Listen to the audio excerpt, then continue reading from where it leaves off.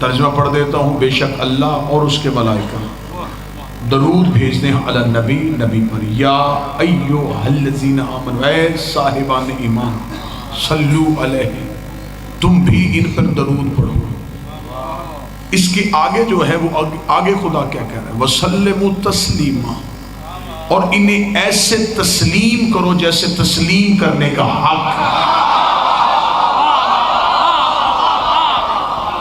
خدا صرف ان کو منوا نہیں رہا، انہیں تسلیم کروا رہا ہے. آج کسی بھی مسلمان سے کہو تو علی کو مانتا ہے، تو مانتا تو وہ ہے.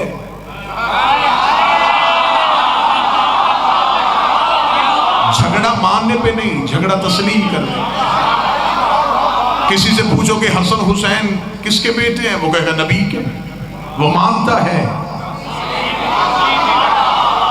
مسئلہ ماننے کا نہیں، اللہ منوا نہیں رہا، اللہ تسلیم کروا رہا ہے. خدا کہتا صرف انہیں مانو نا، انہیں تسلیم کرو. جن پہ درود پڑھا جائے انہیں تسلیم کیا جاتا ہے. اور اب خدا کہہ رہا ہے کہ تسلیم بھی صرف تسلیم نہیں کرنا، ایسا کرنا ہے جیسا کرنے کا حق ہے. اب علی کو صرف علی تسلیم نہیں کرنا، علی کی ولایت کو بھی تسلیم کرنا. موضوع تھوڑا سا کھل جائے گا اگر تمہید میں آپ ساتھ ہو.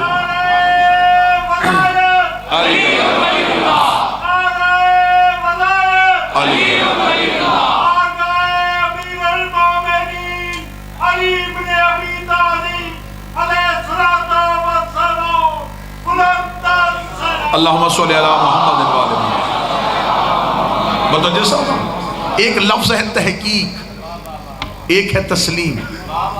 تحقیق ہوتی ہے ہمیشہ نہ کہ بھئی غیر معصوم کی. تحقیق اس کی بات پہ ہوگی جو گنہگار ہوگا. مثلا آپ کے سامنے کسی گنہگار نے کوئی بات کی، کسی غیر معصوم نے کوئی بات کی، کسی خاطی نے بات کی، کسی بشر نے بات کی. اب آپ اس کی بات کی تحقیق کریں. تحقیق غیر معصوم پہ ہوتی ہے، معصوم پہ تحقیق نہیں ہوتی. معصوم منزل تحقیق پہ نہیں، منزل تسلیم پہ. قرآن منزل تحقیق پہ نہیں، منزل تسلیم ہے. قرآن جو کہے اسے مانو، اسے تسلیم کرو. میں نے آج تک کبھی نہیں دیکھا کہ کسی مسجد میں، کسی مدرسے میں یا کسی ٹی وی چینل پہ چند علماء اسکالرز بیٹھ کے کہہ رہے ہوں کہ آئیں قرآن کی آیتوں پہ تحقیق کریں کہ کیا ایسا ہو سکتا ہے یا نہیں ہو سکتا. اگر آپ میں سے کسی نے دیکھا تو وہ مجھے بتائے کہ کبھی کسی نے قرآن کے کسی واقعے پہ تحقیق کی ہو. سمجھ میں آئے پھر بھی تسلیم کرو، نہ سمجھ میں آئے پھر بھی تسلیم کرو. ان گنت واقعات قرآن میں ایسے ہیں جنہیں عقل ماننے کو تیار نہیں، اس لیے کہ وہ قرآن کے اندر ہے، تسلیم کرنا پڑے گا. آدم بغیر ماں باپ کے دنیا میں کیسے آیا؟ تحقیق نہ کرو تسلیم کرو. نوح کے تندور سے پانی نکل کے پہاڑوں پہ کیسے چلا گیا؟ تحقیق نہ کرو تسلیم کرو. موسیٰ کا عصا دریا میں رستہ کیسے بناتا تھا؟ تحقیق نہ کرو تسلیم کرو. ابراہیم آگ کو ٹھنڈا کیسے کرتا تھا؟ تحقیق نہ کرو تسلیم کرو. اسماعیل چھری کے نیچے سے نکل کے کیسے آ گیا؟ تحقیق نہ کرو تسلیم کرو. یونس 40 دن مچھلی کے پیٹ میں کیسے رہا؟ تحقیق نہ کرو تسلیم کرو. یعقوب کو یوسف کے کرتے سے آنکھیں کیسے مل گئی؟ تحقیق نہ کرو تسلیم کرو. عیسیٰ ٹھوکر سے مردے کو زندہ کیسے کرتا تھا؟ تحقیق نہ کرو تسلیم کرو. اگر قرآن پہ تحقیق نہیں تو تسلیم ہے، تو میری یہ بھی تحقیق نہیں کرنی کہ علی مردے کیسے زندہ کرتا تھا، حسین بیٹے کیسے دے لیتا.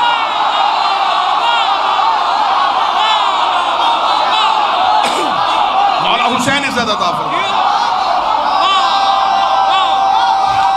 بسم اللہ سے ساؤنڈ والا کام بیٹھا ہے، نہیں تیز کرنا اس کو، آواز دبا دی اس نے.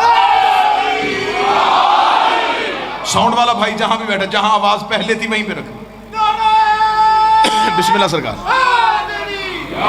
اگر قرآن کے واقعات پہ تحقیق نہیں کرنی تو پھر علی کے فضائل میں بھی تحقیق نہیں کرنی. علی 40 جگہوں پہ روزہ کیسے افطار کر رہا ہے؟ علی نے مغرب سے سورج کیسے پلٹا دیا؟ علی نے خیبر کا دروازہ کیسے اکھاڑ لیا؟ راہب نے حسین کو بیٹے کیسے دے دیے؟ اگر قرآن کی آیتوں پہ اعتبار ہے تو پھر علی امام ہے. امامت بھی منزل تحقیق پہ نہیں، منزل تسلیم پہ ہے. اب کسی واقعات ہماری سمجھ میں نہیں آتے جو قرآن کے اندر لکھے، پھر ہو کیسے گیا؟ وہ کہے گا یہ اللہ کی قدرت کی نشانی ہے، یہ اللہ کی قدرت کی نشانی ہے۔ تجھے اللہ کی قدرت سمجھ میں آ گئی، علی کی ولایت سمجھ میں نہیں آئی۔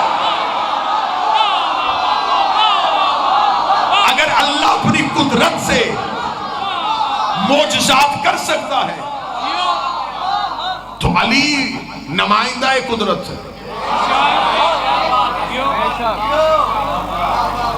قرآن کی ایک بھی آیت پہ تحقیق نہیں۔ تحقیق غیر معصوم کی بات پہ ہوتی ہے، معصوم کی بات کو تسلیم کیا جاتا ہے۔ صاحبانہ اشارہ میرے سامنے بیٹھے اور اشارہ یقیناً یہ معرفت والے احباب ضرور سمجھ آئیں گے، اور مجھے یقیناً اس بات کی تفصیل نہیں پڑھنی پڑے گی۔ جن کی بات پہ تحقیق کرنی تھی انہیں تسلیم کیا جا رہا ہے۔ کوئی تو بندہ ہوگا جو سطر کی قدر کرتا ہوگا، بات سے حسین عزت عطا فرمائے۔ جن کی باتوں پہ تحقیق ہونی تھی ان کی باتوں کو تسلیم کیا جا رہا ہے، اور جن کی باتوں کو تسلیم کرنا تھا ان کے فضائل پہ تحقیق کی جا رہی ہے۔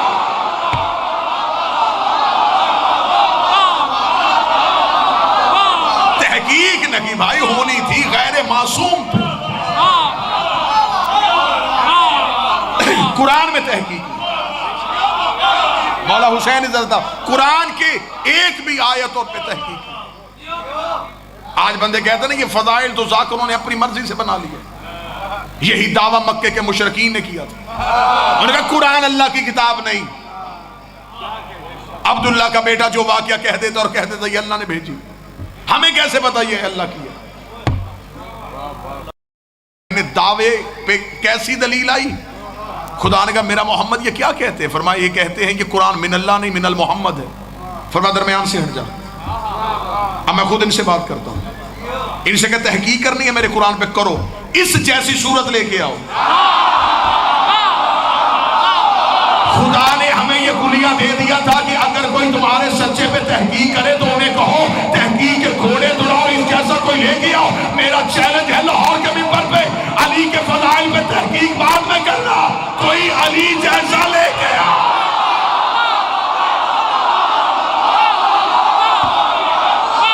قرآن جیسی کتاب کوئی نہیں ہے۔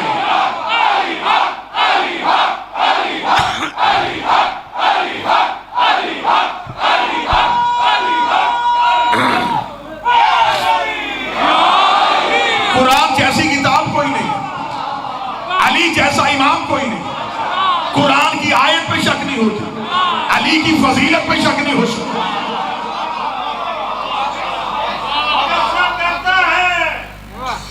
اللہ ہے قادر مطلق، علی ہے ولی مطلق۔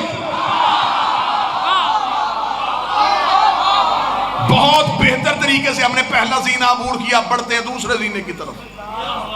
موضوع پہ آؤں گا اور بالکل آپ کو خبر بھی نہیں ہوگی کہ ہم کہاں سے کہاں جانے لگے۔ قرآن منزل تحقیق پہ نہیں، منزل تسلیم پہ۔ نبی بھی منزل تحقیق پہ نہیں، منزل تسلیم پہ۔ نبی کے آگے بھی کیوں، کیا، کیسے ہے ہی نہیں۔ کہہ دیا کہہ دیا، تسلیم کر۔ یہ جو ہمارے پاس لا الہ الا اللہ ہے یہ محمد رسول اللہ کی تسلیم کا نام ہے۔ ہم نے تو اللہ دیکھا ہی نہیں تھا، ہمیں اس نے کہا مانو، ہم نے تسلیم کر لیا۔ اس نے کہا جنت ہے، ہم نے تسلیم کر لیا۔ اس نے کہا فرشتہ ہے، ہم نے تسلیم کر لیا۔ نبی بھی منزل تحقیق پہ نہیں، منزل تسلیم پہ۔ میرے اہل سنت بھائیوں کے ہاں کتابوں میں واقعہ متواتر درج۔ ایک صحابی تھے، نام تھا ان کا خزیمہ، ان کا لقب تھا ذو شہادتین، دو گواہیوں والا۔ یہ جتنی دیر زندہ رہے ان کی گواہی دو مردوں کے برابر مانی جاتی۔ یہ ذو شہادتین بنے تھے نبی کے کہنے کے مطابق۔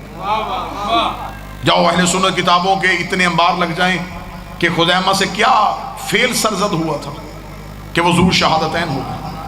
نبی کے پاس ایک یہودی آیا، اس نے کہا اے مسلمانوں کا پیغمبر تو نے مجھ سے کوئی قرض لیا تھا، وہ واپس نہیں کیا۔ رسول نے کہا میں نے تو تجھ سے قرض نہیں لیا۔ اس کی ایکو بند کر دے، گونج ختم ہو جائے، ڈبل آواز میں نے تو اس سے قرض نہیں لیا. اس نے کہا میں اپنے پاس ایک گواہ رکھتا ہوں کہ آپ نے قرض لیا تھا. رسالت امام نے کہا کون سا گواہ ہے؟ اس نے ایک یہودی بغل سے نکالا، اس نے کہا یہ گواہ ہے، آپ نے قرض لیا تھا. رسالت امام خاموش تھے. یہ خزیمہ بن ثابت ہے. یا رسول اللہ کیا ماجرا ہے؟ فرمایا یہ یہودی دعویٰ کرتا ہے میں نے اس سے قرض لیا جبکہ میں نے تو نہیں لیا، اور یہ مجھ سے گواہ مانگ رہا ہے. خزیمہ نبی کے قریب آیا، نبی کے قدموں پہ ہاتھ رکھے، یہودی کی طرف دیکھ کے آنکھوں میں آنکھ ڈال کے میں گواہی دیتا ہوں قرض میرے نبی نے نہیں لیا. موضوع کھلنے لگا ہے. اسی جملے سے موضوع کھل جائے گا اگر آپ کے ذہن یہاں پہ موجود ہوئے. میرے نبی نے قرض نہیں لیا. نبی نے اس کی طرف دیکھے گا خزیمہ تو نے گواہی کیسے دے دی؟ خزیمہ دیکھے گا آپ نے کہا اللہ ہے، میں نے دیکھا تھا. آپ نے کہا جنت ہے، میں نے دیکھی تھی. آپ کے کہنے پہ میں نے اللہ مان لیا. تو یہ بھی تو آپ کہہ رہے ہیں نبی نے یہ جملہ لکھوا دیا، ذو شہادتین کہہ دیا کہ جب تک خزیمہ زندہ رہے گا بندے پوچھیں گے کہ یہ دو گواہیوں والا کیوں ہے، واقعہ سنانا پڑے گا. جب تک خزیمہ کا نام لکھا جائے گا تاریخ میں واقعہ دو نتیجے لے کے آئے گا. پہلا نتیجہ یہ ہے کہ پہلی بار یہودی نے مظلوم سے گواہ مانگا تھا. پہلی بار یہودی نے.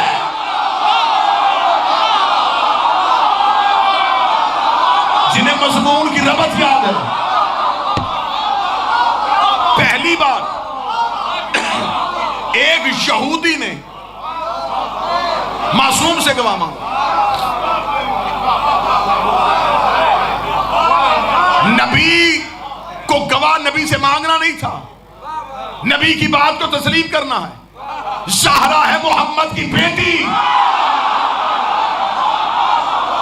فاطمہ سے گواہ نہیں مانگنا تھا، فاطمہ کے دعوے کو